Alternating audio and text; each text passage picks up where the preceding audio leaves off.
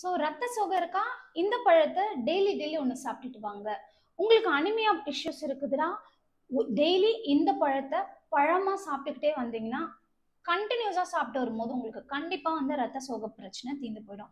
அது என்ன பழம்? மாதுளம் பழமை டெய்லி டெய்லி சாப்பிட்டா நமக்கு ரத்த சோகை குறைஞ்சிரும் அண்ட் ஹீமோகுளோபின் லெவல் வந்து இன்க்ரீஸ் ஆகும் அப்படின்னு.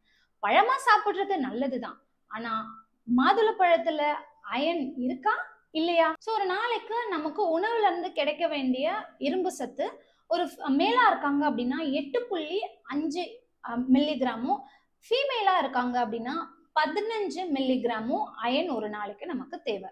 ஒரு ஃபுல் மாதுளம் பழத்துல 0.7 mg மட்டும்தான் அயன் இருக்கு.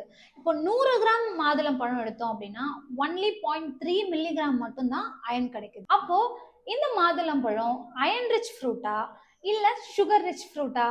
இது ஒரு fair source of iron rich ஃபுட்னு தான் சொல்லணும். ஸோ அனிமியாவை ப்ரிவென்ட் பண்றதுக்கு நமக்கு ரொம்ப முக்கியமா ஃபோலிக் ஆசிட், B6, B12 இந்த 3 விட்டமின்ஸ் வந்து ரொம்ப ரொம்ப தேவை. மாதுளம் பழம் சாப்பிட்டா அயனே கிடைக்காதுன்னு சொல்லிட்டீங்க. அப்போ அயன் ரிச் ஃபுட்ஸ்ல நான் என்னெல்லாம் எடுக்கிறது? ஸோ எதெல்லாம் அயன் ரிச் ஃபுட்ஸ் நம்ம உணவுகள்ல இருக்கு அப்படின்னு நான் கேப்ஷன்ல கொடுத்துருக்கேன். உங்களோட உணவுல டெய்லி பேசிஸ்ல மாடரேஷன்ல இந்த உணவுகளை சேர்த்துக்கிட்டீங்கன்னாவே உங்களுக்கு அனிமியா பிரச்சனை அழகா வந்து நீங்க சரி செய்ய முடியும்.